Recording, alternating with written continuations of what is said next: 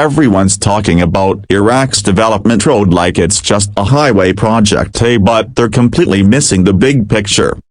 This thing is massive, transformative, and it could change everything, for Iraq's economy, for investors, and for the Iraqi dinar. Let's break it down. Hey everyone, welcome back to Iraqi Dinar Updates, where we break down real news, real analysis, and real implications for the Iraqi economy and the future of the dinar. If you care about what's happening with Iraqi development, international investment, and currency shifts, this is where you need to be. So if you haven't yet, go ahead and hit that subscribe button, click the notification bell, and make sure you don't miss a single update. Now today's topic is one that a lot of people are talking about but not really understanding. I'm talking about the Development Road project. Most people hear about it and think, okay, Iraq is building a highway from one end of the country to the other, a big deal.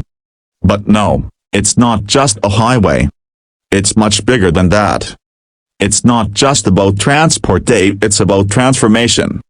This is going to impact cities, trade, labor, investment, currency, and geopolitics. So buckle up, because we're diving deep into what this project really means. Let's start with the basics, then expand outward. Yes, on the surface, Iraq's development road includes a major transport route, a highway and rail network that connects the southern port of Al-Faw all the way up through Iraq and into Turkey, where it links with Europe. That alone is a strategic project. You're talking about a new Silk Road of sorts, a land bridge between Asia and Europe, with Iraq right at the heart of it. But here's where it gets really interesting. That highway and rail line are just the spine. What's being built around it? That's the real body of transformation. According to the latest reports, the Development Road project includes 6 airports, 15 industrial cities, and multiple logistics hubs along the way. That's enormous. That's not just a transportation plan, that's a national infrastructure overhaul. Think of it like this: if the highway is the bloodstream, the industrial cities are the organs. These cities aren't just resting stops. They're going to house factories, warehouses, energy plants, and commercial centers. That means production. That means exports. That means job creation on a scale Iraq hasn't seen in decades. Let's talk about those airports for a second, 6 new ones. That's not by accident. It's part of a very intentional strategy. Iraq is trying to position itself as a logistical hub, a place where goods can come in from Asia, Africa, or the Gulf, be processed, repackaged, and sent off to Europe. That's only possible if you've got air connectivity, ground transportation, and industrial capacity, and the development road ties all of that together. If this is executed properly, Iraq could become the go-to gateway for international trade flowing between continents. Think Dubai, but with more land and direct routes into Europe and Asia. Now, this is where the conversation shifts to jobs, and not just construction jobs. Sure, building all of this will employ hundreds of thousands of workers, engineers, contractors, laborers, architects, planners. But once it's built, those cities need managers, operators, customs officials, pilots, warehouse teams, mechanics, accountants. This is long-term employment for millions of Iraqis.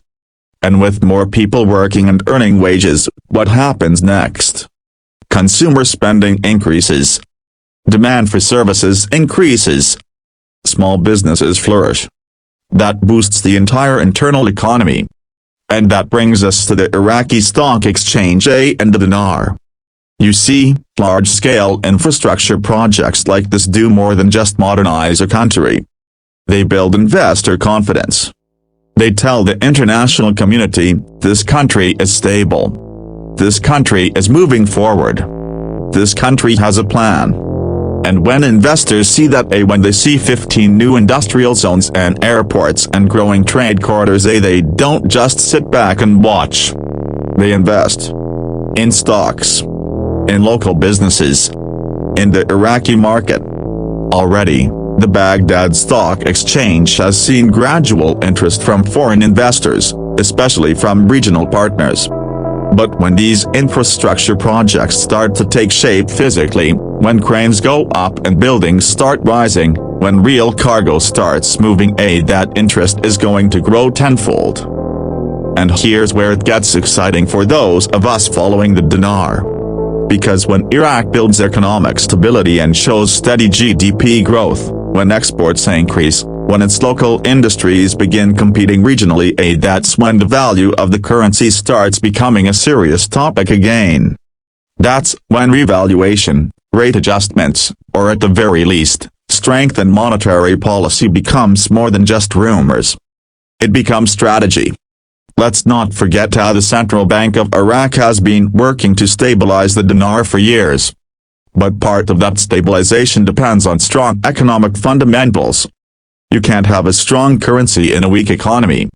But with the development road, Iraq is laying the foundation for a very strong economy.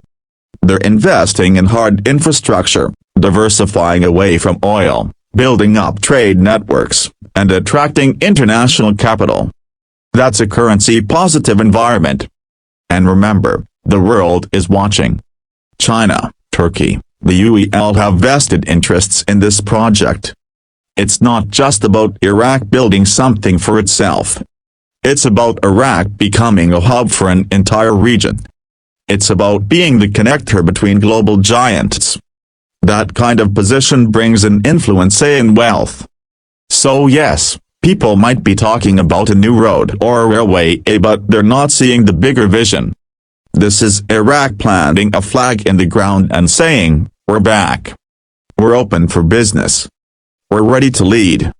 And I want to emphasize something else: this isn't theoretical anymore. Construction on parts of the Al-Faw port is already underway. Feasibility studies are in motion for the rail corridors. Ground has been broken in areas where industrial zones are planned. This is happening now, not 10 years from now. That's why it's so critical for investors, especially those focused on the Iraqi market or the dinar, to pay close attention. The next 12 to 24 months could be some of the most transformative in modern Iraqi history. From a battered post-war economy to a regional logistics leader, that's a massive leap, and it's already begun. So when someone says, oh, it's just a road, you now know better. It's a system. It's a platform. It's a new era of opportunity, growth, and national revival.